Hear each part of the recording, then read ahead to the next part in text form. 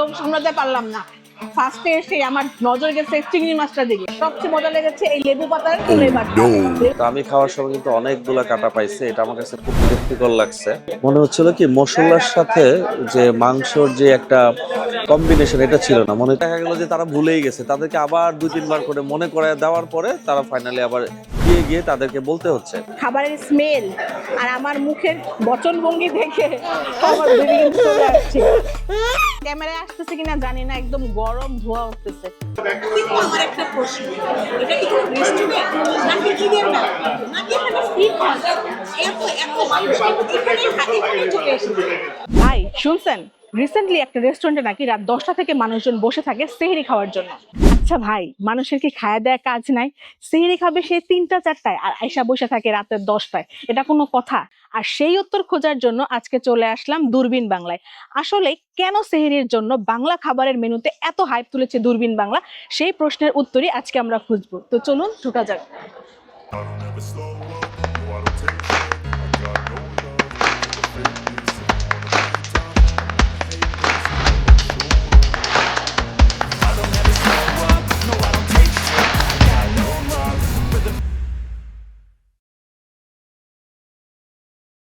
আপনি তো আসতেই চাচ্ছিলেন, দেখছেন মানুষের কত ভিড়, মানুষের বসার জায়গা পাচ্ছে। হ্যাঁ, আসলে আসার পরে দেখতেছি আসলে এত মানুষ। এখন মনে হয় না রাত 1টা-2টা বাজে, আসলে নর্মালি 1টা-2টায়। এখন মনে হবে কি সন্ধ্যা হয়েছে, এরকম একটা অবস্থা। সন্ধ্যায় মানুষ আড্ডা দেয় না, এই জায়গায় মানে অবস্থাটা দেখলে মনে হয় যে সন্ধ্যা 7টা-8টা বাজতেছে। আসলে নিশ্চয়ই কোনো না কোনো কারণ আছে যার জন্য মানুষ আসলে, আমি আসার সময় দেখতেছিলাম বাইরে অনেক লোক দাঁড়ায় আছে। তো ডেফিনেটলি কিছু না কিছু অবশ্যই আছে। তো এটাই আসলে দেখার জন্য আজকে আসছে। সেহরিটাও করব, পাশাপাশি দূরবীন বাংলার খাবারটাও টেস্ট করে দেখব। সময়টা খুব ভালো যাবে। এই যে একটু চা আছে, আচ্ছা যাই হোক, চা খেয়ে লাস্টে আসলে আমরা ফাইনালি রিভিউ দিব খাবার। এটা আসলে দূরবীন বাংলায় কেন মানুষ রাত 10টা থেকে এসে বসে থাকে। এটাই হচ্ছে সেই ইন্টারেস্টিং মেনু যেটা খাবার জন্য মানুষ রাত 10টা থেকে এসে এখানে ভিড় জমায়। আমি এখন যে যে খাবারগুলো সেহরিতে খাবো সেগুলোর প্রাইসগুলো আপনাদের সাথে শেয়ার করব। সাদা ভাত নিয়ে নিয়েছি, এটা জনপতি আনলিমিটেড পড়বে 40 টাকা। চিংড়ি ভর্তা নিয়েছি 100 টাকা। ডাল নিয়ে নিয়েছি জনপতি 40 টাকা করে। চিংড়ি ভুনা নিয়েছি একটা, 550 টাকা পড়বে এটা। এছাড়াও নিয়েছি ওদের কালো ভুনা নাকি খুব মজা হয়, এটা 280 টাকা। আর নিয়েছি চিকেন ঝাল ফ্রাই 170 টাকা। আর এটা নিয়েছি লইট্টা ফ্রাই হচ্ছে 180 টাকা।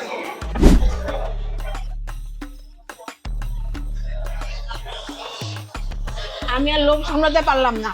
ফার্স্টে এসে আমার নজর গেছে চিংড়ি মাছটার দিকে। অনেকক্ষণ খাবার নিয়ে বসে থাকার পরে আমি আর লোভ সামলাতে না পারি চিংড়িটা অবশ্যই খেয়ে ফেললাম। আর খাওয়ার পর মশলার এত সুন্দর একটা ব্যালেন্স মুখের ভিতরে। আর সবচেয়ে মজা লেগেছে এই লেবু পাতার ফ্লেভারটা। লেবু পাতার ফ্লেভারটা চিংড়ির সাথে যে এত ভালো যায় এটা আমার আগে জানা ছিল না। তো আজকের মতো বিসমিল্লাহ করা যাক, চলুন। ফার্স্টে নিয়ে নিচ্ছি সাদা ভাত। আর বাঙালি যেটা ছাড়া চলেই না সেটা হচ্ছে ভর্তা। তো এখানে আমরা নিয়েছি 3 রকমের ভর্তা। এটা হচ্ছে চিংড়ি ভর্তা, এটা হচ্ছে রসুন ভর্তা। আপনারা সচরাচর রসুন ভর্তা খেয়েছেন কিনা অন্য রেস্টুরেন্টে আমি জানি না, আমি এটা ফার্স্ট টাইম ট্রাই করব। আর এখানে আমরা নিয়েছিলাম ইলিশ ভর্তা। ইলিশ ভর্তাটাও কিন্তু আমরা সেই মাওয়াতে গেলে খেতে পারি, কিন্তু এখানে কিন্তু দূরবীন বাংলাতে আসলেও আপনারা এরকম মজাদার ইলিশ ভর্তা খেতে পারবেন। জানি না মজা কিনা, খেয়ে তারপর বলতে হবে। তো ফার্স্টেই আমি একটু চিংড়ি ভর্তা দিয়ে শুরু করব। শুনেছি ওদের এখানে চিংড়ি ভর্তাটা নাকি খুবই মজা। আচ্ছা, এই চিংড়ি ভর্তাটার প্রাইস পড়েছে 100 টাকা, কিন্তু আমার কাছে মনে হচ্ছে যে কোয়ান্টিটি আরেকটু বেশি হলে মনে হয় ভালো হতো। কোয়ান্টিটি মনে হয় একটু কম। বিসমিল্লাহ।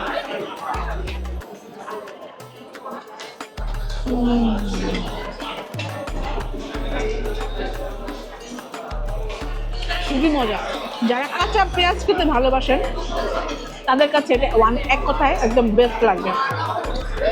চিংড়িটা একদম ফ্রেশ একটা চিংড়ির সাথে অনেক পরিমাণে সরিষার তেল দিয়ে কাঁচা পেঁয়াজ, মরিচ, তারপর হচ্ছে ধনেপাতা, এগুলো একটা কড়া ঠিক পাবেন। খুবই মজা। এটা দিয়ে আপনি চাইলে অনায়াসে এক প্লেট ভাত খেয়ে ফেলতে পারবেন। জাস্ট কোয়ান্টিটিটা একটু বাড়াতে হবে, তাহলে মনে হয় ওর্দি হবে।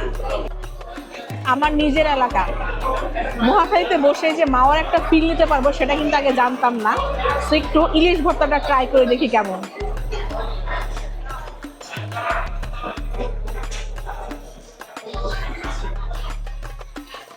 ইলিশ মাছটা একটা প্রমিনেন্ট ফ্লেভার পাচ্ছি, তার সাথে ওই যে কাঁচামরিচ, পেঁয়াজ, ধনেপাতা দিয়ে মিক্স করে দিতে, এবং খুব সুন্দর সবগুলো স্পাইসেস ব্লেন্ড হওয়ার কারণে খেতে খুবই ভালো লাগছে। দেখেন এখানে কিন্তু আমি এখন পর্যন্ত যতটুকু খাইলাম 2 নলা, এর মধ্যে একটা কাঁটাও পাইনি। তার মানে কাঁটাটা খুব প্রপারলি তারা বেছে দিয়েছে, যার জন্য আপনারা যারা কাঁটা বেছে ইলিশ মাছ খেতে পারেন না তাদের জন্য এটা বেস্ট হবে। টেস্টটা আমি মাওয়াতে লাস্ট হচ্ছে শখের হাড়িতে খেয়েছিলাম, অনেকটা সেই টাইপেরই। তো নোয়াখালীতে বসে কিন্তু আপনারা একটা মাওয়ার খিচুড়ি নিতে পারবেন। তো এখন নিয়ে নিলাম ওদের কালো ভুনা। আমি ওদের কালো ভুনার অনেক প্রশংসা শুনেছি, আজকে আমি এটা ট্রাই করব। আচ্ছা দেখেন কালো ভুনা হলো বিফটা কিন্তু খুবই সফট, একদম ধরার আগে খুলে যাচ্ছে। এখন এটা একটু ভাত দিয়ে ট্রাই করি।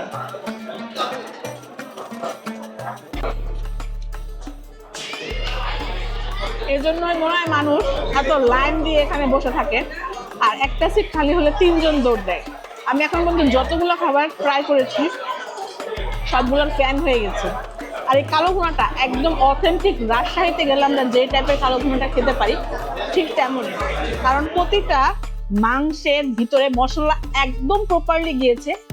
বাঙালি ঐতিহ্য মানে বাঙালি জিভে যেই রকম আমরা খেতে পছন্দ করি, আমাদের টেস্ট বার্ডের সাথে যেরকম যায় বিফটা একদম সেরকম, প্রতিটা মশলা একদম প্রপারলি ব্যালেন্স, এবং মুখে দেওয়ার সাথে ছানার মতো হচ্ছে গরুর মাংসটা মুখের ভেতরে মেল্ট হয়ে যাচ্ছে, খুবই মজা। এবং মশলা ঝাল সবকিছু একদম ওয়েল ব্যালেন্স।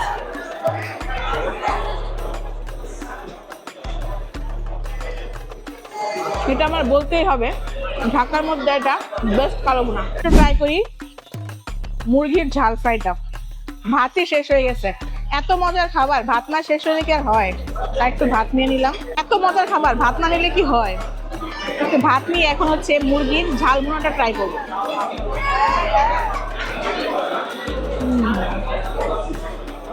এটা এভারেজ, যারা মুরগি খেতে পছন্দ করে তারা খেতে পারে। খুব বেশি মজাও না, তবে খুব বেশি খারাপও না।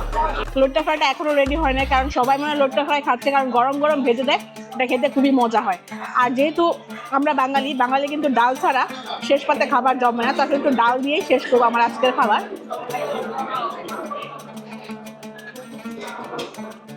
তো খাবারটা মনে হয় জমে গেল।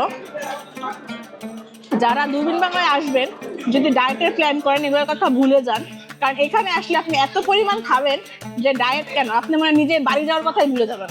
তো দেখুন আমার বেবি আর থাকতে পারে নাই, খাবারের স্মেল আর আমার মুখের বচনভঙ্গি দেখে আমার বেবি কিন্তু চলে আসছে। এই যে লোট্টা ফ্রাই গরম গরম, একটু মনে হয় যে মানে চুলা থেকে নামিয়ে আমাদের সার্ভ করেছে, কারণ আমি বারবার প্যারা দিচ্ছিলাম যে আমার লোট্টা ফ্রাই কই। এটা দিয়ে একটু খেয়ে দেখি।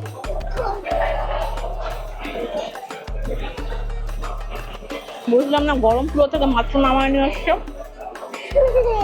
দূরবীন বাংলায় আসলে আর কিছু খান আর না খান, লোট্টা ফ্রাইটা মাস্ট ট্রাই করবেন।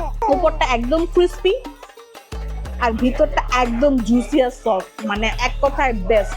এটা ওয়ান কাইন্ড অফ মানে চিকেন ফ্রাইয়ের ফ্লেভারও পাবেন, আর মাছটা ফ্রেশ হওয়ার কারণে খেতে আরো বেশি মজা লাগতো। এরকম একবারে তো আমি এমনি শেষ করে ফেলতে পারবো, এটার সাথে কিছুই লাগবে না। দেখেন ক্যামেরায় আসতেছে কিনা জানি না, একদম গরম ধোয়া উঠতেছে, গরম গরম মিষ্টি। এগুলো মনে হয় গ্রামে গেলে এরকম গরম গরম মিষ্টি খাওয়া যায়, বা 300 ফিট গেলে। আর এত নরম তুলতুলে, দেখেন কি নরম, স্পঞ্জের মতো রসগোল্লা। তো খাবার শেষ একটু ডেজার্ট না হলে কি জমে বলেন? দূরবীন বাংলা আপনাদের জন্য সব আয়োজন করে রেখেছে, মশলা, ফ্লেভার, খাবার, আবার ডেজার্ট।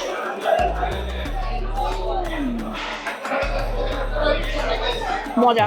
খাবার শেষে এরকম একটা ডেজার্ট হলে খাবারটা একদম জমে যাবে। ফাইনালি খাওয়া দাওয়া তো শেষ করলাম, এখন একটা বিপদে পড়ে গেছি। আমার জামাইয়ের নাকি কিছু কমপ্লেইন আছে, তো মনে হচ্ছে নিজেই খাল কেটে কুমিরটা নিয়ে আসলাম। তো চলুন আমার জামাইয়ের মুখ থেকেই শুনি ওনার কি কি কমপ্লেইন। না ওইরকম কিছু না, আসলে কমপ্লেন না ব্যাপারটা। তো আমার কাছে কিছু জিনিস একটু মানে মনে হয়েছে যে আসলে বলা উচিত। তার মধ্যে যে জিনিসটা প্রথম বলবো যে ইলিশের যে ভর্তাটা, তো এটা তুমি তো বলছিলা যে কাটা টাটা নাই, কিন্তু আমি খাওয়ার সময় কিন্তু অনেকগুলা কাটা পাইছে, এটা আমার কাছে খুব বিরক্তিকর লাগছে। আর এটা অনেকটা মাওয়ার মতো না, তুমি যেটা বললা যে মাওয়ার মতো, মাওয়া ঘাটের যে ইলিশের ভর্তাটা ওইরকম না। এটা মানে খারাপও না, আবার খুব বেশি একটা ভালো না। কিন্তু সবচেয়ে বিরক্তিকর লাগছে যে অনেক কাটা ছিল, এটা একটা জিনিস। আর যে কালা ভুনার যে ব্যাপারটা ছিল, কালা ভুনার যে মাংসগুলা মানে খুব শক্ত ছিল, মনে হচ্ছিল কি মশলার সাথে যে মাংসর যে একটা কম্বিনেশন এটা ছিল না, মনে হইতেছে মাংসটা আলাদা মশলাটা আলাদা। বাট মানে মশলাটা ভালো ছিল, মশলার টেস্টটা ভালো ছিল, বাট মাংসটা আরেকটু সফট হলে আমার মনে হয় ভালো হতো। আর আরেকটা যে ঝামেলাটা, এটা আসলে বলতেই হবে আমাকে, এটা ম্যানেজমেন্টের আসলে যারা ওনার সাইড আছেন তাদেরকে একটু দৃষ্টি আকর্ষণ করা উচিত। যেটা হইতেছে যারা ওয়েটার ছিলেন বা ফুডটা অর্ডার নিচ্ছিলেন তারা সময় সময় ভুলে যাচ্ছিলেন। যেমন আমরা অর্ডার করছিলাম লাইক 7-8টা আইটেম, এর মধ্যে ওনারা একটা আইটেম দিতে ভুলে গেছিল। তো এটার জন্য পরে আবার মোটামুটি আধা ঘন্টার মতো 30 মিনিটের মতো আমার ওয়েট করতে হয়েছে। কেন ওয়েট করতে হয়েছে? কারণ তাদের রান্না শেষ হয়ে গেছিল, তো আবার করছে। আরও যে জিনিসটা টুকিটাকে হয়তো বা চা বা একটা কোক বা এরকম কিছু জিনিস চাচ্ছিলাম, তো চাওয়ার পরে অনেক টাইম নেওয়ার পরে দেখা গেল যে তারা ভুলেই গেছে। তাদেরকে আবার 2-3 বার করে মনে করে দেওয়ার পরে তারা ফাইনালি আবার গিয়ে তাদেরকে বলতে হচ্ছে। তো এইটা মানে রেস্টুরেন্ট বিজনেস বা হোটেল বিজনেসের ক্ষেত্রে, রিসোর্ট হোটেল বিজনেসের ক্ষেত্রে এই সার্ভিসটা খুব ইম্পর্টেন্ট, যে একটা কাস্টমার আসলে কখন কি চাচ্ছে, তারা কিসে হ্যাপি হচ্ছে, এই জিনিসগুলোকে একটু খেয়াল রাখা। আই হোপ এই জায়গার ওনার একটা ভদ্রলোক, ডেফিনেটলি আমার এই কথাটা শুনে হয়তো উনি এটার এগেনস্টে একটা অ্যাকশন নেবেন, যাতে আমরা নেক্সট টাইম যারা আসবো বা যারা অনেক দূর দূরান্ত থেকে আসে তারা যাতে একটা বেটার সার্ভিস পায়। তো সেই জন্য ওনারা চেষ্টা করে যাচ্ছে। আর ওভারঅল ফুড খুবই ভালো ছিল, খাবারটা যথেষ্ট ফ্রেশ। আমি খাবার খেয়ে স্টিল নাও খুব ভালো ফিল করতেছি, মনে হইতেছে বাসার খাবার। এটাই আমার ওভারঅল কমপ্লেন বলো আর যাই বলো, এটাই আমার রিভিউ। দেখেন আমার বড় বেবির অবস্থা, আমার কোলে উঠে বসে আছে, আর রাতের বাজে 3:30। এখানে অবস্থা দেখেন কি অবস্থা, মনে হচ্ছে ঈদের মেলা জমেছে। ঈদ ফিল, এটা ঈদ না রেস্টুরেন্টের কোনো একটা কিছু আমি বুঝতে পারছি না। রেস্টুরেন্ট কম, ঈদের মেলা বেশি মনে হচ্ছে। ঈদের মেলার মধ্যে মানুষের ভিড় জমেছে, বাট অ্যাম্বিয়েন্সটা খুবই সুন্দর। ওদের আলোকসজ্জা, ডেকোরেশন, প্রতিটা জিনিস অনেক বেশি অ্যাস্থেটিক আর সুন্দর। দুদিন বাংলা এসে অনেক সুন্দর সুন্দর ফটো সেশন করতে পারবেন। বাট যারা ফটো সেশন করতে যান তারা কিন্তু রাশ পিরিয়ডে আসবেন না, যখন ফ্রি টাইম থাকে তখন আসবেন। কেউ ডায়েটে থাকলে ভুলেও এই জায়গায় আসেন না, কারণ এই জায়গার প্রতিটা খাবার এত বেশি মজা ছিল। স্পেশালি তাদের লইট্টা ফ্রাই আর চিংড়িটা একদম মারাত্মক লেভেলের ছিল। তো আমার হাজব্যান্ডের যে কমপ্লেনগুলো ছিল আমি জানি না, কারণ বিফের তো অনেকগুলো পিস থাকে। আমি যেই পিসটা পেয়েছিলাম সেটা খুবই সফট ছিল, ওনারটা হার্ড ছিল। আবার আমি যে পোর্শনটা খেয়েছি যাতে আমি টাকা পাই নাই, উনি পেয়েছে। সো আমি জানি না, আসলে মিক্স অ্যান্ড ম্যাচ হয়ে গেছে। আমার কাছে প্রতিটা আইটেম খুবই ভালো লেগেছে, হচ্ছে মুরগিটা ছাড়া। সো এখন আমরা সাইন আউট করছি দুদিন বাংলা থেকে। যাদের আমাদের এই ভিডিওটি ভালো লাগবে অবশ্যই লাইক, কমেন্টস অ্যান্ড শেয়ার করতে একদম ভুলবেন না। আমাদের নেক্সট ভিডিও কোথায় দেখতে চান অবশ্যই কমেন্ট বক্সে জানাবেন। এত কষ্ট করে যদি লাইক, কমেন্টস অ্যান্ড শেয়ার না করেন তাহলে কিন্তু আর ব্লগ করবো না। সো কী করতে হবে, এখনই কমেন্ট করেন আর কোথায় আমাদের নেক্সট ব্লগটি দেখতে চান সেটা জানান।